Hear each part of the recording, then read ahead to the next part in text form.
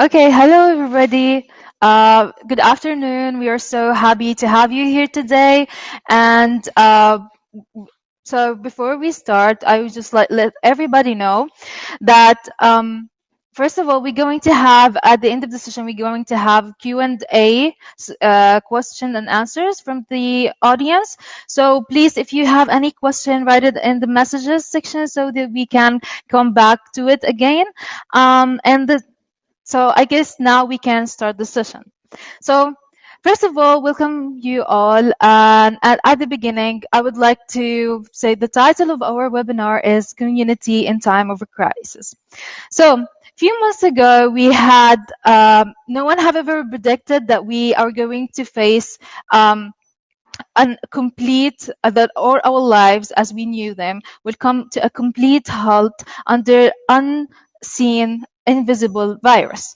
So it's really strange that this COVID-19 crisis have made all the people around the globe face the same problem or start to have something in common, like social distancing, self-isolation, lockdown became actually the new norms of our life. But also it has some positive impact on our lives.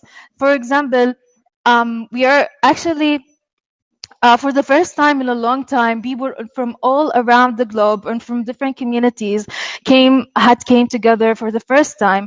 And through this experience, we actually came to understand the importance and the value of the strong communities. So before we start, I would like to thank all the panelists that we have today. Thank you so much for joining us and for willing to sharing your experience with us. Before we start, I would like the panelists to start by introducing themselves. So we'll first start with Mr. Saji. Can you please introduce yourself? Hello, thank you. Good afternoon and good evening for colleagues who are joining from around the world. My name is Saji Prelis. I wear two hats. One is I work for an organization called Search for Common Ground, which is an international peace-building, conflict transformation organization working in about 40 countries. I direct our children and youth programs. The other hat I wear is I co-chair the Global Coalition on Youth, Peace and Security, which I'll talk about later. But it's a real pleasure to be here. Thank you for having me. Thank you, Mr. Saji. Next, Mr. Rabih Shibli, can you please introduce yourself? Sure. Thank you, Sara. Hi, everyone. So I'm Rabih Shibli. I direct the Center for Civic Engagement and Community Service at the American University of Beirut. Thank you, Mr. Rabih.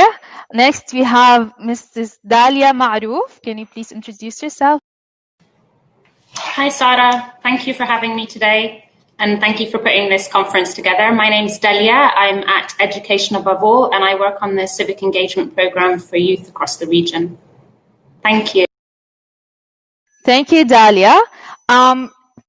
We have also Ayat Alkeri. First, before Ayat start to introduce herself, I would like to thank you so much for joining, not only being an attendee and a speaker in our panel today, but also for being a part of a regional team who really worked hard to putting this conference together. So thank you, Ayat. Can you please introduce yourself? Good afternoon, everyone. I am Ayat Alkeri. I am Syrian student. I live in Turkey, and I am studying architecture as well. I am so glad to be in this panel with you. I'm so excited for the discussion. Thank you. Thank you, Ayat, and thank you all for introducing yourself. We're so happy and glad to have you all in our panel. First, I will start with Ayat. Ayat, as you said before, you're studying a bachelor degree in architecture in Turkey. And as we all know, a few months ago, we faced the pandemic of COVID-19. And as many students around the world, you face the challenge of taking online courses and lockdown and social distancing. So can you please tell us your personal experience during the start of the pandemic and lockdown? Yeah, sure. First, I would like to mention some challenges that I faced when I moved to Turkey, such as the new culture and lifestyle. But some Syrian student and a friend who were here before me helped me to know the culture As we sharing the same interest and goals, we support and motivate each other. And also the language. I had to learn English and Turkish together to be able to go to the university. After that, my colleagues encouraged me to integrate with the new community through social activities. And also when I was in Syria, I had to move a lot from a city to another. So I didn't study effectively. So when I came here, I found like a gap and I need an extra effort. Also, in the light of COVID-19 pandemic, which started in March in Turkey, the lockdown began, and also someday there were like a curfew. So we start to take the online courses, as you mentioned. And also I face another challenges, like such as the routine in the home. There was no routine in the home, and I used to balance my time each semester, but with staying home, there was no routine, which led to no motivation. Especially, I didn't see my friend anymore, who I used to spend all the day with. And also the home environment.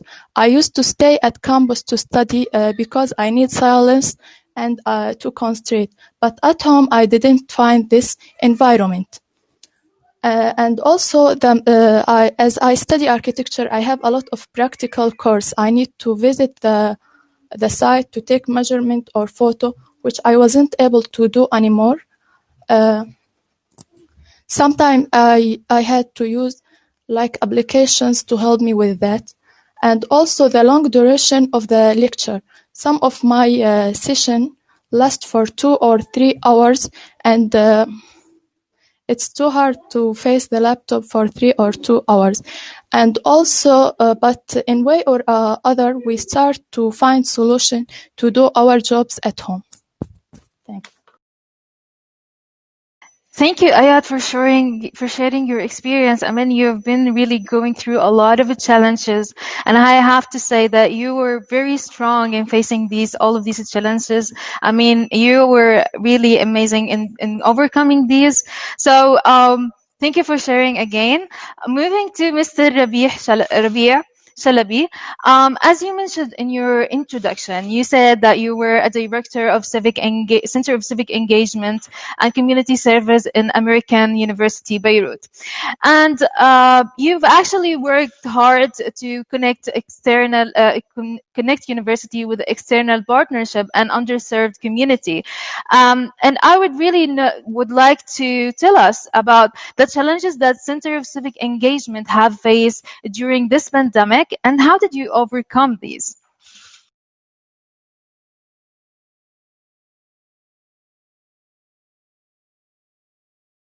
Mr. Rabih, could you please unmute your microphone? Yeah, thank you, Sara. So the family name is Shibli. Okay. So the challenges faced, we took into consideration, most importantly, the safety considerations, especially with at the very early stages of the pandemic. So we made sure that the students who work with us, the AV students who work with us, and our projects with community partners, with underserved communities, with the refugees that we deliver educational programs for, we make sure that they stay safe. And again, because at the very early stages of the pandemic, we were not very much aware of what protection measures need to be adopted. So with time, we started making sure that the social distancing, we are abiding by it. The students, the beneficiaries are putting the masks, the gloves, all of these things. That's so the first kind of milestone was safety consideration. The other part, we shifted towards online resources. We had to design and upload online content. We called it Fundamentals on Civic Engagement, which were basically series of readings, short videos, training material that has been designed and delivered by our staff and could be accessed by our beneficiaries and AB students. We started looking for volunteering opportunities using the web. So basically online volunteering opportunities, internships. Our students started developing their own community service projects using the digital platform. So for example, if you are to do an awareness campaign, they had to be more innovative and start using their skills, their computer skills, to reach out to as many beneficiaries as possible. So these were the very early phases of us mitigating the crisis. So basically, the safety considerations and the online resources. Absolutely. Like, as you said, safety comes first for all people, and then we work together and through online education. And I have to to say that I think the students have done a great work transferring all the online learning, the learning experience online. Okay, move to Dahlia, Miss Dahlia Maarouf. So, over the last few years, Ms. Dahlia, you have initiated and designed the inspirational civic engagement program that all the students here are lucky actually to be part of. So, can you please tell us briefly about the program and why you feel it's really important for youth from marginal areas who live in fragile context? Hi, Sara. Thank you. Can you hear me clearly? Yes. Okay. First of all, thank you for the question. I just want to say, first of all, that the students are at the heart of the program, and this wouldn't be an inspirational civic engagement program without all the efforts that you're doing. So hopefully we can touch upon some examples.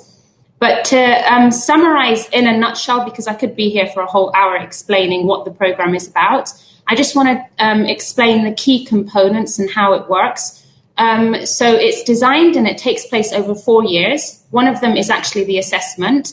And then what we do is we work to give them 21st century skills over a period of 4 years. So you'll start with your basic level, your intermediate, and then your advanced. And then also alongside that is social emotional learning, because the skills really wouldn't be of any value if we didn't really have the strong foundation of social emotional learning.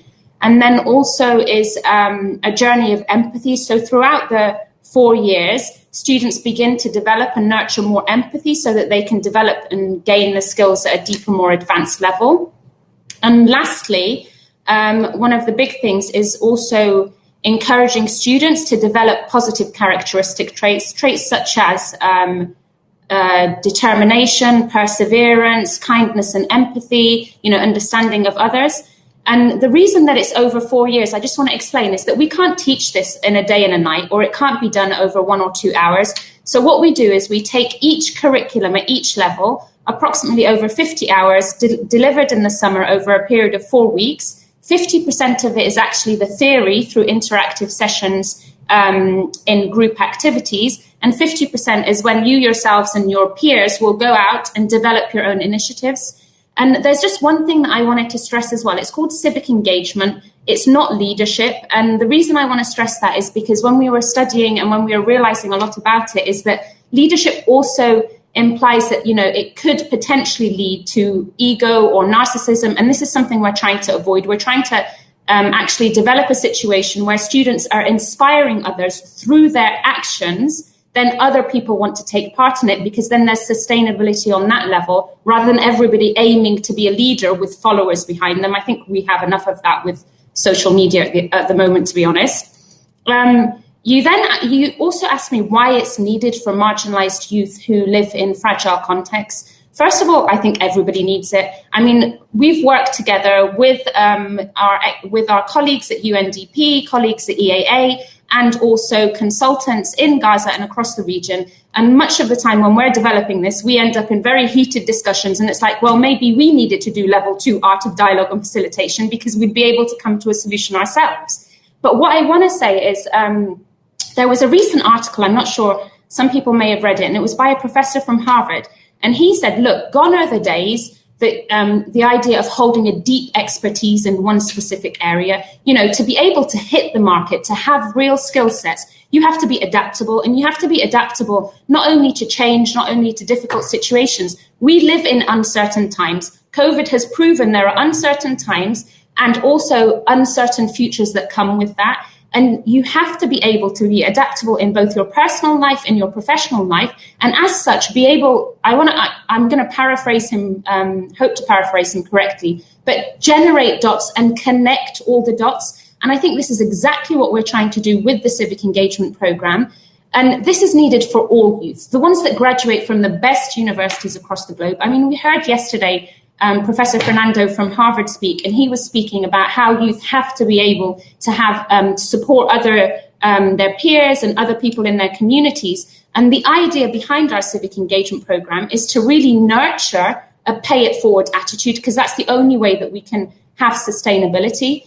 But what I want to say is it's even more needed in fragile contexts. So you yourself, Sara, you're a youth, you've grown up in Gaza, you've experienced 3 wars, you've experienced a severe occupation through the majority of your life, the same with refugees across the region.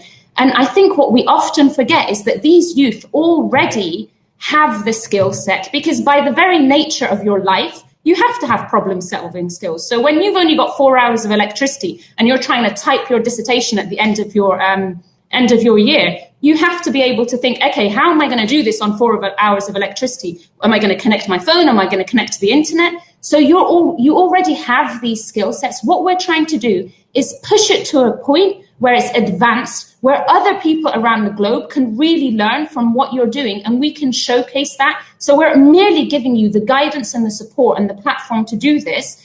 And I think the idea is that, it's got to such a point. Like, what I want to stress is it also supports psychosocial support. So something that Matthew Dorling mentioned yesterday was the idea that much of the research that's done around this subject is if you have a sense of purpose and you give and you support others and you're of service to others, then you have a significant impact on your own well-being also.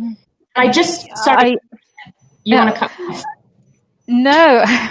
I was just really want to agree with you. I mean, this program have really affected my whole life. I mean, I've moved from an introvert person to the person I am today. When I was 18, I really didn't know what I'm going to be in the future, what I'm looking for, maybe just like have a regular life. But after that, through this program, I get to learn about myself, about enhance my skills and my knowledge, get more attached to my community. And now I know that I want to give back to my community, and I want to work with youth to empower them and give them the skills needed to overcome the struggles that we have every day. So really, thank you for sharing that. And I believe every youth around the world really deserve to have this program. Moving for Mr. Saji, you actually have a great 25 experience working with youth of organization in the conflict zones and transition environment in over than 35 countries. And I want to ask you, like, from your own point of view, how did the COVID-19 pandemic actually affected youth leadership and community activism in the MENA region?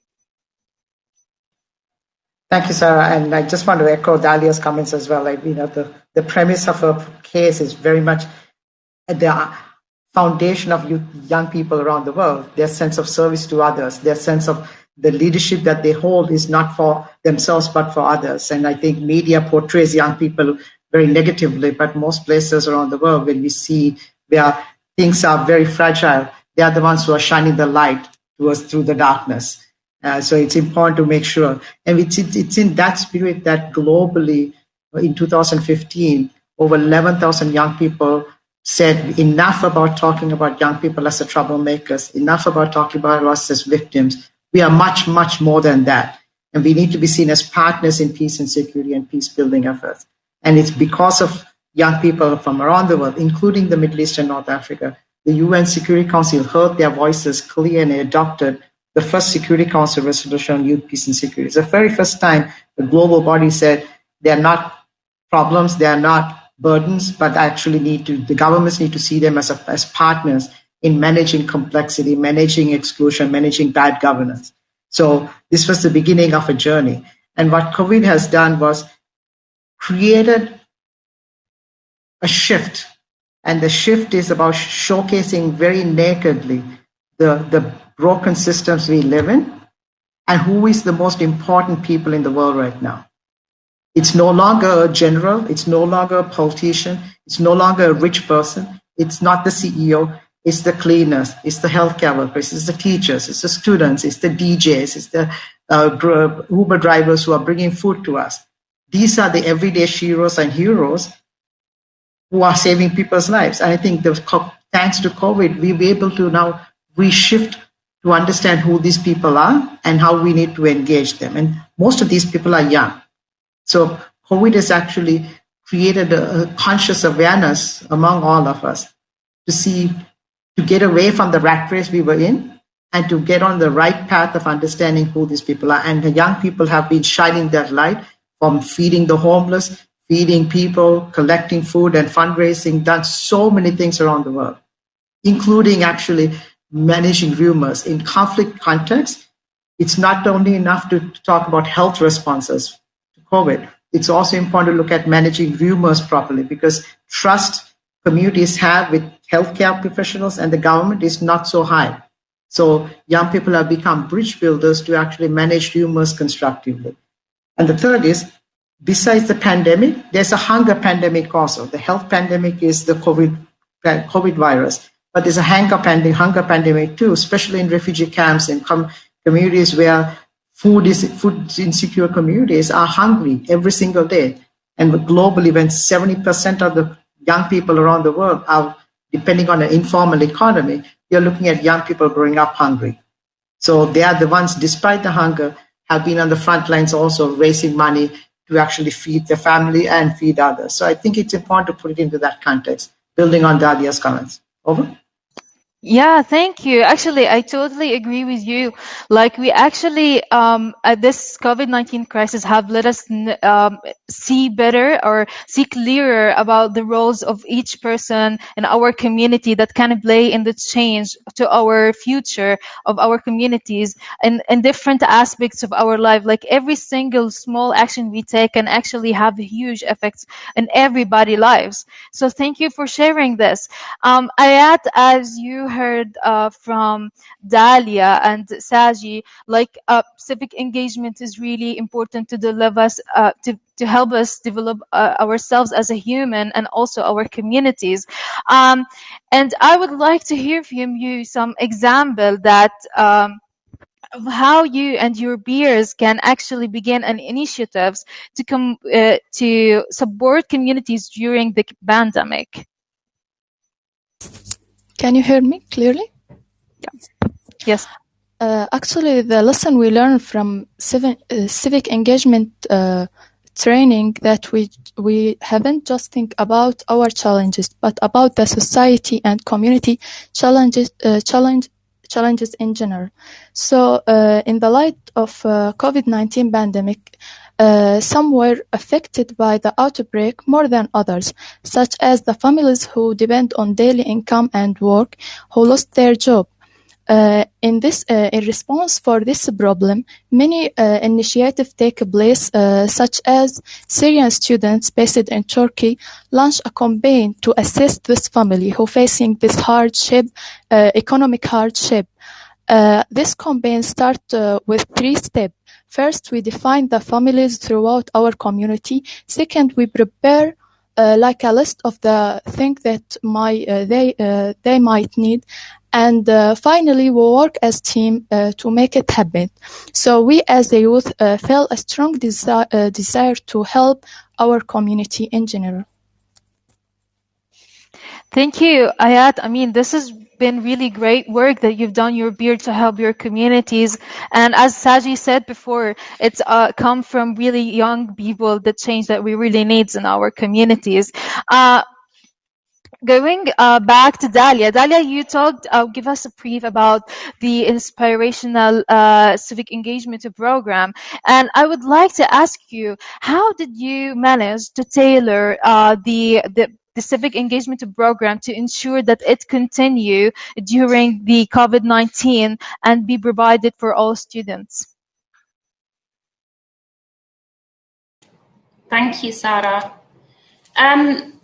Okay, let me start. As we all know, like civic engagement by its very nature requires a lot of human interaction. The way the curriculum is designed is that even the theory, it's not lecture based. You know, you've taken part in it. You have different pedagogies which require, you know, small groups, larger groups going out and creating initiatives. And to be honest, when COVID hit, to be able to continue a curriculum that requires, you know, 100% human interaction to see how things are happening and to develop those skills is absolutely daunting. It's, I think the main thing is from our side and our learning experience is we need to understand that also sometimes, you know, with online learning, when you've got, courses such as maths and the sciences, it takes 9 months to develop a curriculum to be ready to be put online. So then you're turning around and you want a civic engagement curriculum overnight. I'm not going to say it's impossible, but what we can do, and I think this is evident to it, is this online conference is, number one, go straight to the students. What's going on? What's happening in your regions? Tell us about your concerns. Tell us about your communities. And then we can say to you, okay, well, did you know that currently the global conversation by UNESCO, they've developed a global coalition, and it says that learning never stops. And they've also developed the futures of education. And they want ideas by educational experts in the field to tell them how they think education can continue post-COVID-19. But then what we do is we say, okay, well, why are you not on this conversation? Why are you not, instead of pulling you out, like you've said before, as a human interest story, as a social media post that receives a bunch of likes and a success story, is Sara, Ayat, you have things to say and you've experienced it. And what I want to stress is that, first of all, I actually want to thank all the panelists who have, number one, agreed to attend on a panel moderated by our excellent students. And number two, realized that they have a lot to contribute to this conversation, and not just as, you know, could you please tell us about your sad situation and what's happened, and, you know, kind of imposing that victim situation onto you, but really listening to you. And I think what we need to do as people who work in, you know, in academics or in INGOs is actually really listen to students and put them on a level on par with other educational experts, with other academics, because as much as you've gained experience, you are experts of your own experience. I can go and I can study theories of chains and the academics behind it and the data-driven research and also qualitative research, and spend 3 months in Gaza and understand the complexities of the situation, but it's not my life. I didn't grow up in it. So this is what I want to say. And one example to summarize it, because sorry, I've gone off completely off track. But one example is this online conference. Like this online conference, as much as you can't see now, but over 1,350 people registered to it. We managed to get people like Mr. Shibli from AUB, thank you so much, and also Mr. Prelis. You know, it's amazing that you joined the students on this. We had people from UNICEF and UNHCR, and their contributions were equal to your contributions. So I think tailoring comes from us first taking a step back and saying, I am not an expert of a situation. I have the academic knowledge, I have the academic experience, and now I need to bridge it with the experience of yourselves on the ground and truly bridge that. I totally agree with you. Thank you, Dahlia, for sharing. I mean, this whole COVID-19 situation was really a huge shock for all of us. I mean, no one have ever predicted that it would come. No one have had in plan how I will actually manage to do it. But I see that all people around the world are trying from on their experiences. And from that, I want to move to Mr. Rabih. I mean, Mr. Rabih, you know that civic engagement programs actually depends on experimental learning, and that means that they have to be an interactive activities that depend on face-to-face activities. So I really want to ask you, from your own experience, to what extent can civic engagement programs actually be taught virtually? As you mentioned, civic engagement, the way we used to do it is basically highlighting the direct interaction between the students, the community partners, the underserved community that we work with. But when we were hit by this pandemic, as everyone else, we had to start coming up with ideas, again, to ensure safety and to shift online. So basically, it's not an ideal situation, but it is doable in times of emergency and crises. What the students have been impactful in doing is assisting public school students and the refugee students that we work with, delivering the material online, assisting them how to go into the Zoom calls, even using WhatsApp to deliver or try to facilitate between the teacher and the students. That had been highly impactful. The other thing is that, again, most of our students are very progressive, so many of them have participated with the Red Cross. A lot of them worked with their own municipalities on awareness-raising campaigns, distribution of food rations, and the like. So again, hopefully this pandemic will end soon, or we will have kind of setback of the spread of this virus and we can resume our life and activities as normal. But if that's not the case, we can do like, I think we can reach a place or a time where we can have kind of something in between, using the online and using the direct engagement. So it's like a combination of the online and the direct engagement. Yeah, I can see. I mean, it's really challenging moving, especially the civic engagement program online, especially, and it all depends on a real action skills that have to be taken on offline, on the ground. And I think that you have, through this experience, you have seen the impact of the students. Your program on the students from the initiative that actually they are launching during this period, and the way that they're actually trying to overcome. Hopefully, we will actually overcome this whole crisis and we will get back to normal lives. Now, moving to Mr. Saji. Mr. Saji, in 2010, you've actually co-founded the Global Coalition on Youth, Peace and Security.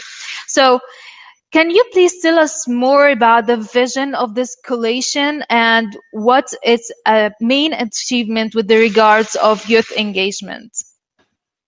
Thank you, Sara. If I can borrow 60 seconds to talk a little bit about this normal thing I keep hearing. Sorry to push back, but respectfully, we cannot go back to that normal. That normal was the problem, right? That normal was a system that was broken, a system of inequality, a system that was corrupt and was only privileging the rich and the powerful and not we the people. And if we want to go back to that normal, we're going to create more misery, more refugees, more displacement, more conflict. And that's not what we want. I just want to put that out there to push the thinking a little, because we need to be thinking, this is an opportunity to think beyond the normal.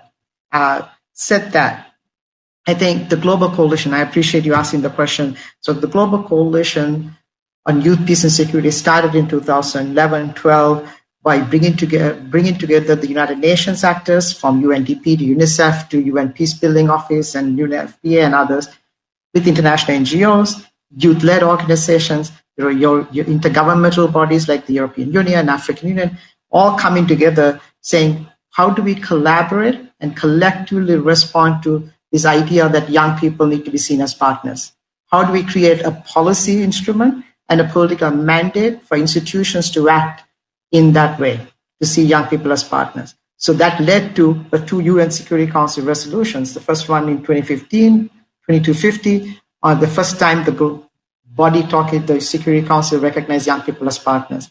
Second resolution in 2018 recognized young people as political actors, recognizing their political agency. Again, in the region where we see protests going on, young people are protesting because of the exclusion they have and the fact that they haven't been heard. And here, instead of seeing them as a threat, governments need to see this as an opportunity as political agents. And the resolution talks specifically about the need for governments to see young people as partners, as political partners as well. So that came about. And now the Global Food Coalition is actually looking at how do you fund this thing?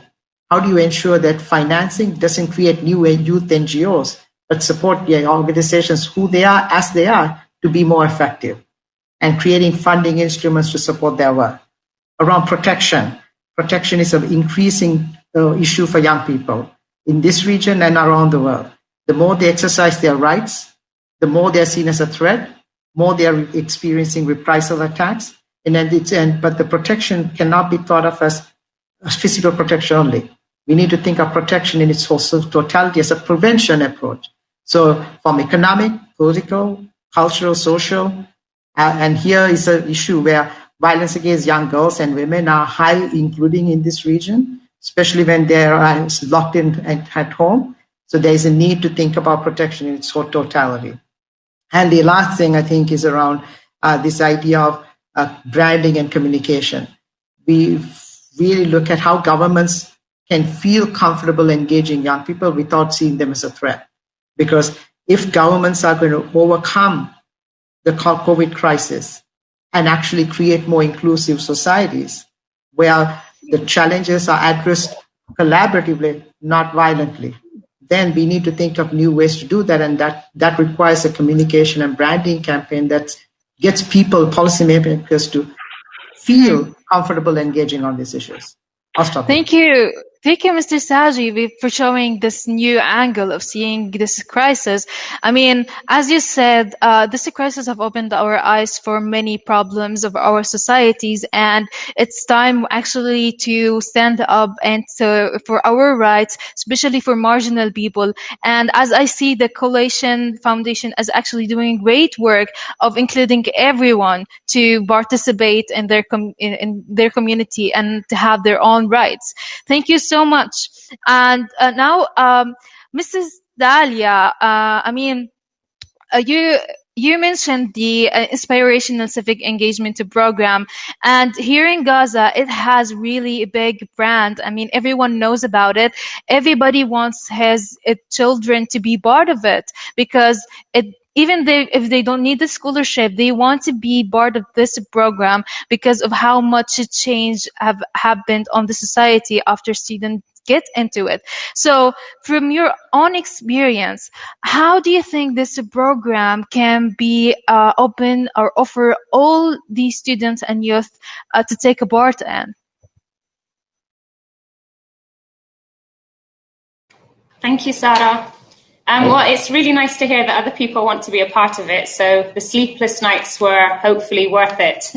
But I think your question is kind of touching upon like sustainability and scalability. So we have managed to offer it to, 600 youth in Gaza and approximately 3,000 across the region. But the main thing is if we're going to ensure that other youth actually manage to take part in it should they wish to, is we need to talk to two separate points. The first one is sustainability. And what I want to say is how we went about doing sustainability is it goes back to the actual way of teaching civic engagement. You first have to promote civic mindedness. And after a period of time when we nurture civic mindedness, so it's the beginning of a journey. If you stop it now, then it stops. It's something that you need to invest in yourself afterwards as well. So it's civic mindedness then leads to civic action, and hopefully it will continue. So once you've graduated as a scholar from EAA, we hope that you will continue to take part and, access opportunities within your community or initiate things by yourselves. And so the sustainability starts from bottom up approach. And then what we wanted to do as well, and I think this came about with, I just want to give one example that happened last year. So the students in Gaza, once they'd completed level 1, level 2, in order to then encourage other people and other students who are not a part of the EAA scholarship, they developed the first of its kind conference in Gaza that was attended by numerous people from different local community organizations to international NGOs and from different UN organizations and, high profile officials. And it was called Inspire Hearts, Minds, Action. And they started to develop different panels on how they can move forward with this. And the idea behind that was that as much as you're an EAA scholar and as proud as we are of you, you don't carry that label for the rest of your life. You have to hold something that is your own initiative and goes far beyond the program and goes far beyond your scholarship. So that's in terms of sustainability. If we're then going to talk about offering it to other students, the idea is not just to offer it to students. Again, it goes back to civic mindedness. It's to inspire other students to start to develop groups, to start to develop networks where they see things that are happening, and then they can actually say, okay, how are we going to alleviate this problem? Who can I contact amongst my network, and how can I make it sustainable? So I just want to give one example that happened. And one of the examples was students in Gaza, once they had completed level 3, part of the program was that they now take their learning, they develop a training workshop for younger children in schools in Gaza. We piloted it in 5 schools.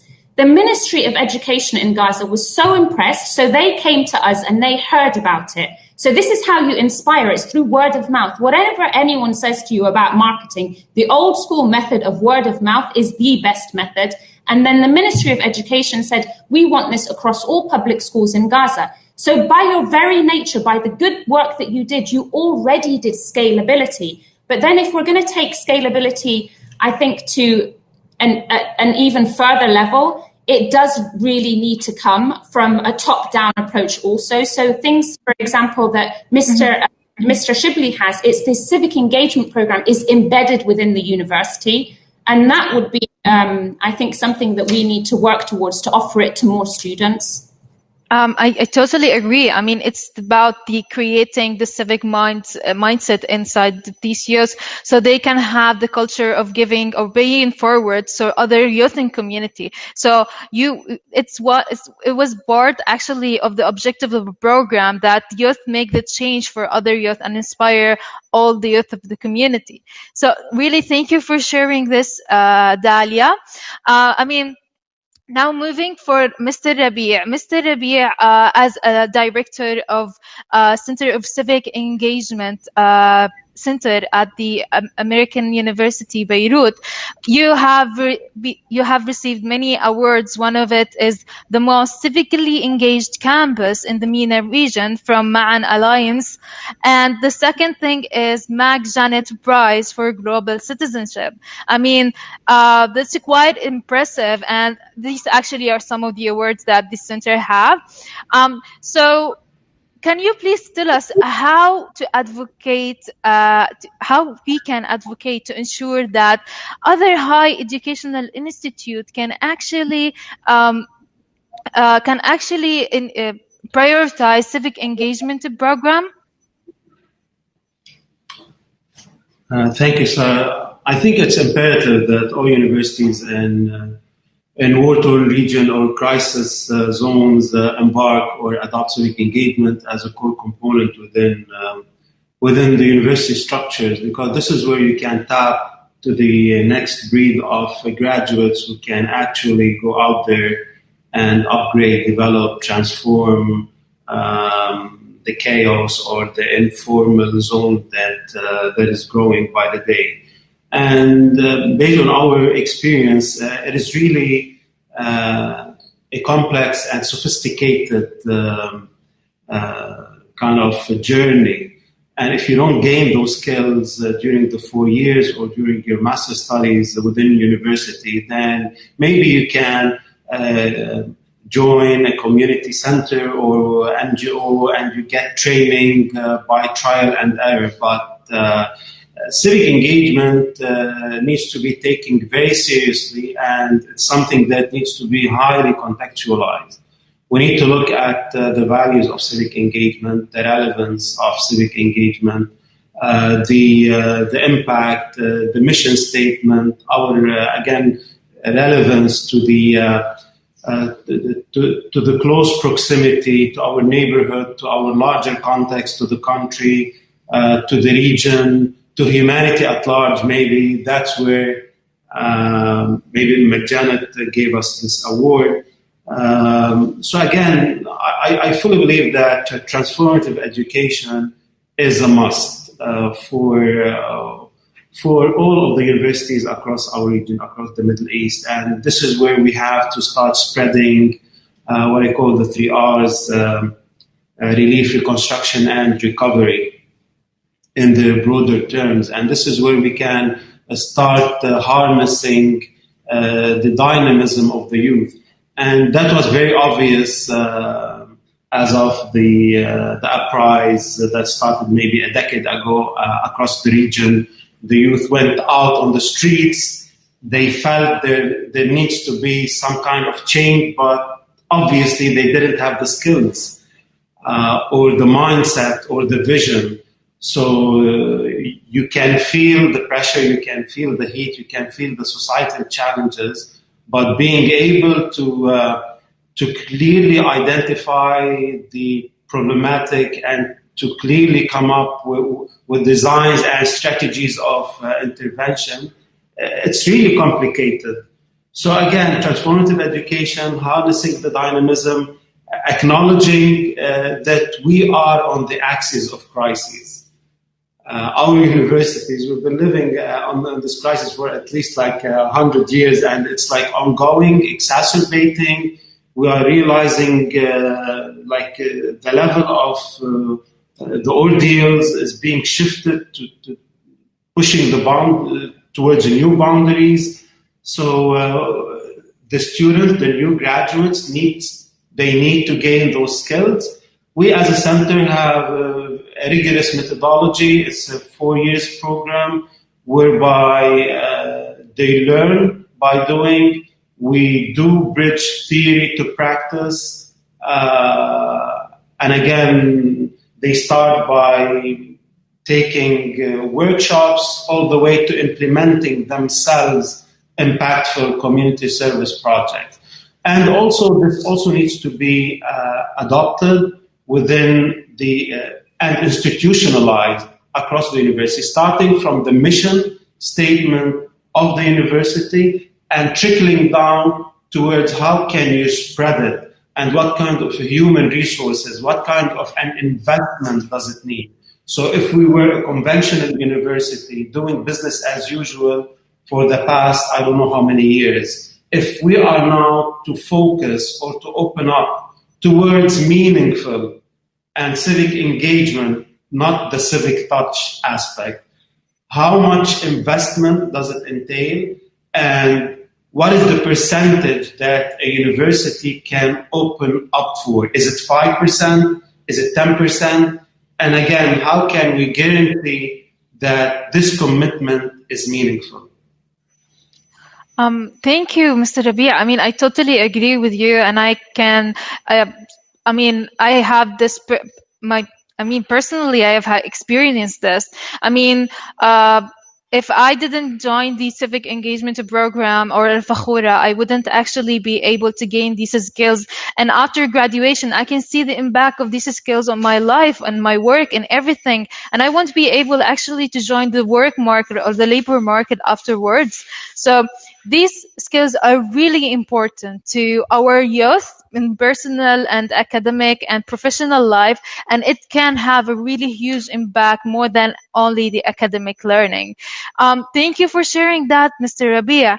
Ayat, I would like to ask you, how do you think from your own experience and as a Syrian refugee, how can we encourage more youth from marginalized community to participate in community development? Actually, we as youth and Fakhura students have to play a very important role in the community to inspire the other youth, such as we can participate in public opinion and advocacy issues such as women's and children's rights and advocacy of marginalized groups in obtaining their rights. We also can volunteer in community institutions. This contribution is adding the number of labor and increasing the production, and we can participate in cooperative activity as the production of documentary film dealing with specific topic, for example. And we can help to create a service project such as pressure on large companies to create an infrastructure project.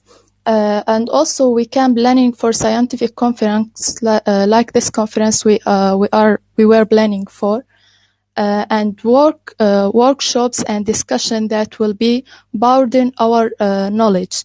And we can promote initiatives to introduce various culture. We also have to preserve the identity of the homeland and highlight its history, and work to define we have to work to represent the event of the historical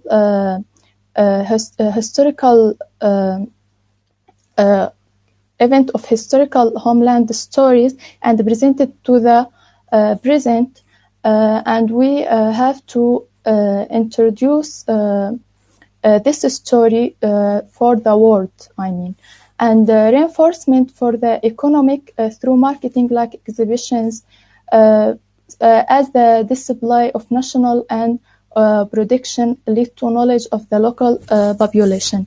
And also we had learned a very important lessons from this experience during the COVID-19 pandemic. Like we have to pursue our dreams and educations using any available resource like the online. And we need to work on our skills in terms of civic engagement, leadership, to be ready for any unexpected crisis. And we have to develop our skills of using technologies in general. And we need to have sense for responsibility about our communities. And we need to spread the health awareness because of the disease and seasonal disease. And I think the online learning can open a new door for us, such as the ability to connect with a different university or college from all over the world while we're staying in our countries and region. And we are now able to join online conference and this conference and events, and this conference such a great example. And we also have opportunity to find like online business because in the last few months, most of people have like a great experience by using online for shopping and other stuff. Thank you. Thank you, Ayat. This was a really valuable recommendation that I believe if we start working on, it will actually make the change that we needed. Moving for Mr. Saji, I would like to ask you, we all agree on the importance of the community. From your own personal point of view, how do you think that community engagement can potentially resolve the tension between host country and refugee communities, and working towards more cohesive community both for refugee and local youth? Thank you, Sara. A really, really important question. And as we put that in the context of COVID itself, I think if I might purposely put it in the context of COVID, recovering from COVID, whatever approaches we think of, have to also think of them as future-proof efforts, because pandemic is not the first time this is going to happen. In the next 10 years, there's going to be multiple other kinds of crises. And however, what we put in place has to respond to future crises as well. But I would address them in like 5 ways, maybe. One is based on examples from Morocco and Lebanon, for example, making sure we are getting young people as community mediators, equipped with the tools and the skills to manage the different crises and conflicts that happen among their peers and in their communities and families. And we've seen examples from Morocco where community mediators have become real. That program that was done for 3 years now has the Ministry of Justice adopted and reducing the caseload itself. And here young people are the ones who are mediating some of these difficult issues. Rumor management is another thing that is really, really critical, because rumors are very easy to spread. Managing them is much more difficult. And it's important to find ways to manage them. And here, lots of tools are available, from social media tools to community networks that youth can lead. Will be important to have, because you don't want the rumor to spread too far, then it becomes a problem. It can be mitigated quickly if there are young people in the forefront of managing this and have the tools and the skills to do that. Third is around the relationship between host communities and others, making sure that there are community empowerment programs, positive engagement strategies, where there is a relationship building approach, but also joint problem solving approach. Because whether we like it or not, there are issues that are dividing communities, but there are greater issues that are connecting the communities. The challenge is to see the connections much more than the divisions. And that requires some joint thinking and engaging. And I think young youth can bridge these divides very quickly in some places. The fourth is around the gender-based violence issues that we see, that is common in a lot of these difficult situations and non-difficult situations even. And we've seen examples where in Lebanon, in Yemen, and other places like that, where there are networks that are set up for addressing gender-based violence, from hotlines to peer networks, peer support groups, and others. And the other, I think, is virtual exchanges. We've seen, like, there are examples like Solia, Erasmus Plus program, the European Union is supporting, where there's Euro-Mediterranean dialogue. I think this is a place where people who have young people access to information technology can actually have really difficult discussions with people from different places. And this is a way to connect in more formal ways, to understand each other, have difficult conversation in a facilitated way, to understand how are drone attacks affecting people, to the conflicts of the hijab or whatnot, which is American or European conversation. I think the more those kinds of conversations happen, the more we are humanizing this, and the more we are discovering the common humanity among us, as opposed to the divisions that exist among us. So those are quick response to ways to think about this as we're thinking of future-proofing these efforts. Over.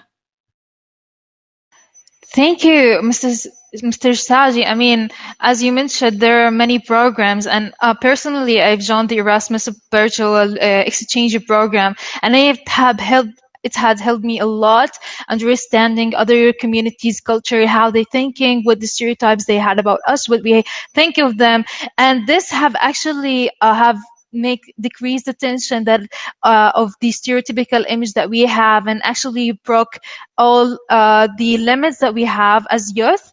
And I think it's really important, if we want to solve the problem between refugees and host community, that we start talking and we listen to each other, so we can actually tackle the problem, because we all face same crisis. That was the end of our panel. Thank you so much for the speaker, for sharing your experience. It was really amazing. Before we end, we are going to go for question and answer Q&A session. The first question we have is for Dahlia.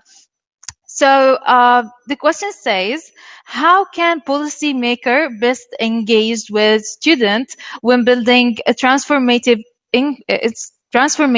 educational curriculums, not just in formative ones?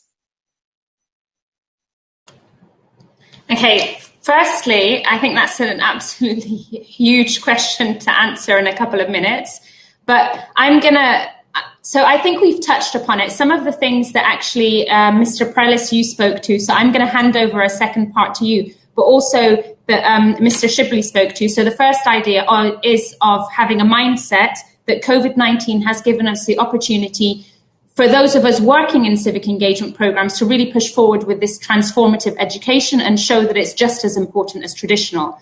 On my side, I think after this question was written, I gave the example of the Ministries of Education in Gaza actually taking note of what you were doing as students and educating the younger peers and the younger school children. Something also that Professor Fernando spoke to yesterday, and he spoke to this, and he basically mentioned that universities by their nature can inspire others and lead by example.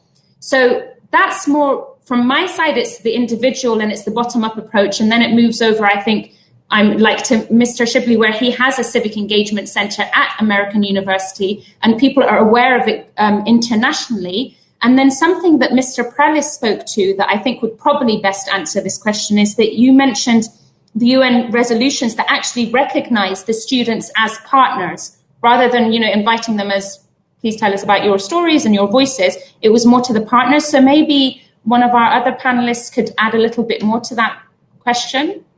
Should I hand it over to anyone? Mr. Prelis, and then if Mr. Shibli wants to add also. Mr. Prelis, maybe you can go first. I'm happy to about Mr. Shibli because that's more directly, and I'll talk more global. So if you want to flip the order. Sure. So the question is, how can we engage policymakers, right? So again, this depends on our definition of who's the policymaker or who's the stakeholder.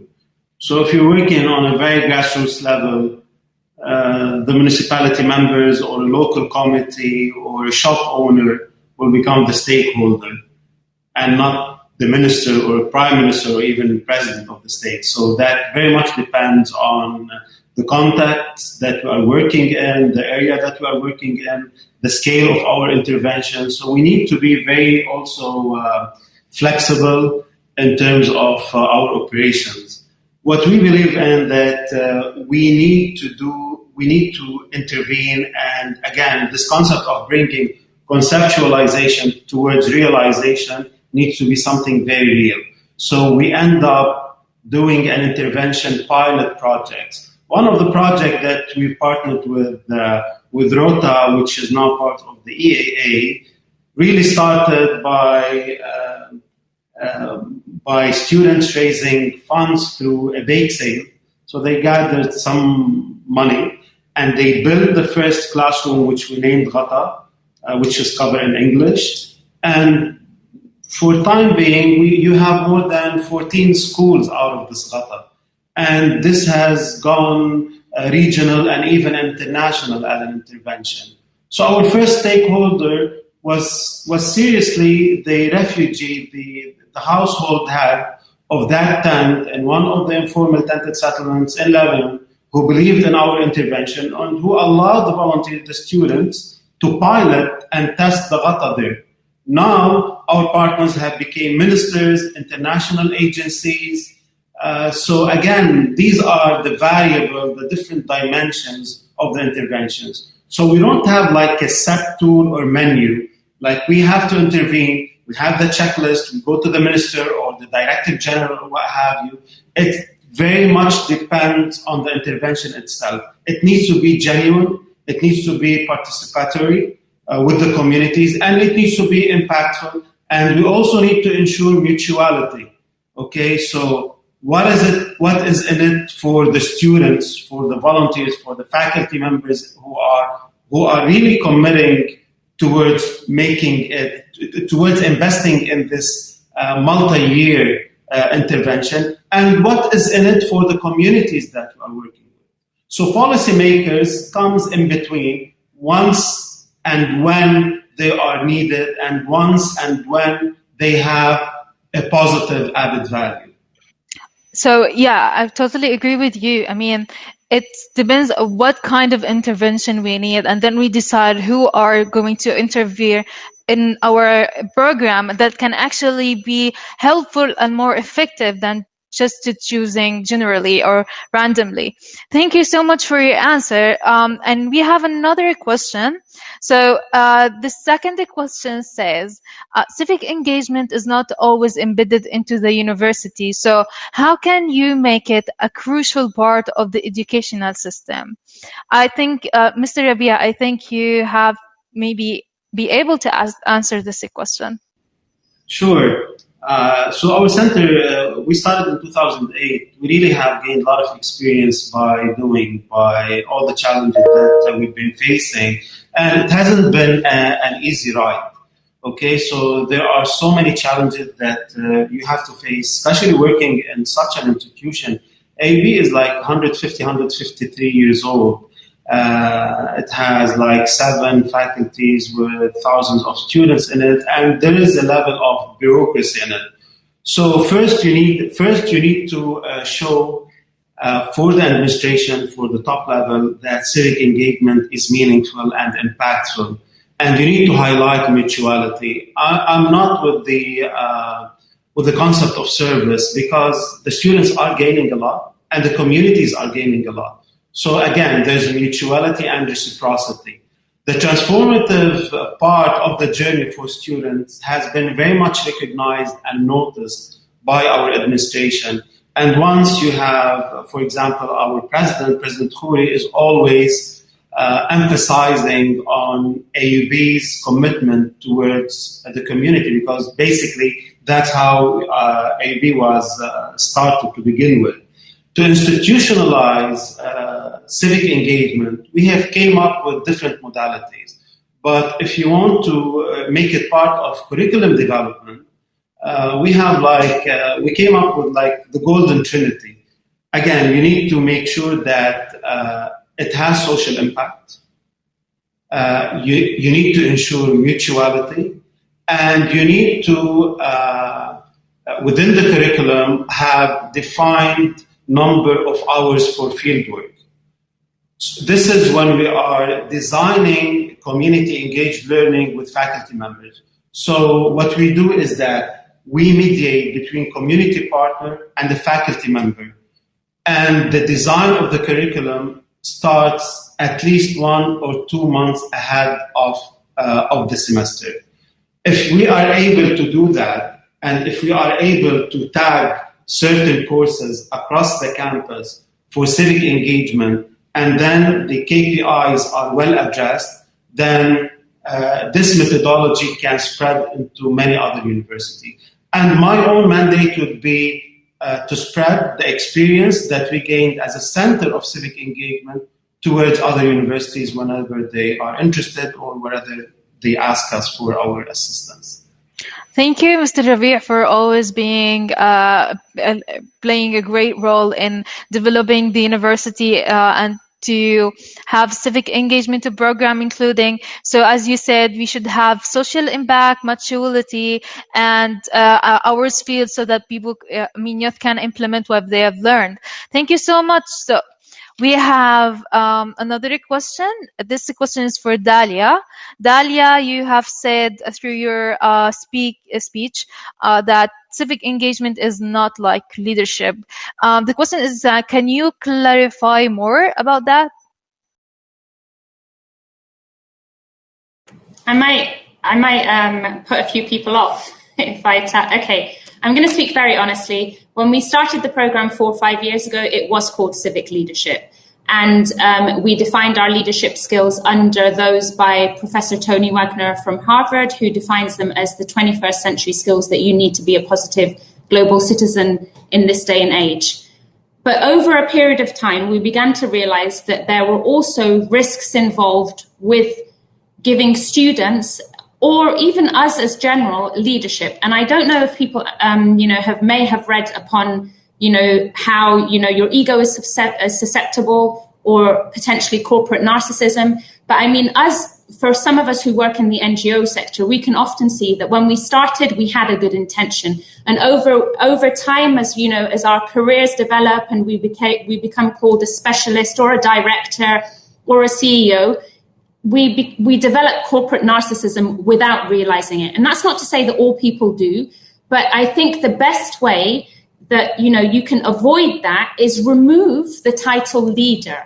A leader by their very nature has followers, which implies that the followers are slightly less than them. But if you have somebody who's a positive, civically engaged, civic-minded citizen, it means you have a responsibility to be of service to others. Whether other people see you do it or they don't see you do it, you should be continuously, taking those opportunities. You're not doing it. For example, I want to give one very good example. Today's online conference or today's webinar, you will see that Ayat gave some examples of what they want to do and how they can move forward and how she can encourage other students and her peers to be a part of this program. And then we have Sara moderating this session beautifully, but you didn't see that behind the scenes, there's actually a team of, 5 to 10 students on each webinar developing it.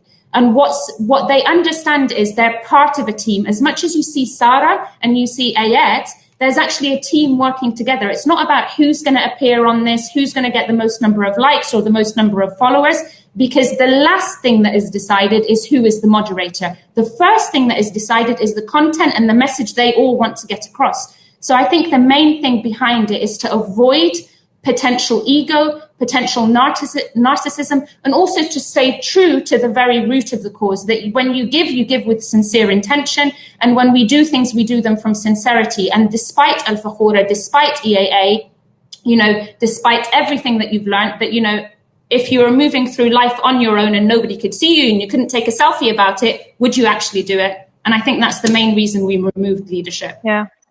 Yeah, actually, I totally agree with you, Dahlia. I mean, I wouldn't be here, I wouldn't be able to present this or moderate this panel without the efforts of my friend who really worked hard to put all of this together, along with Ayat as well.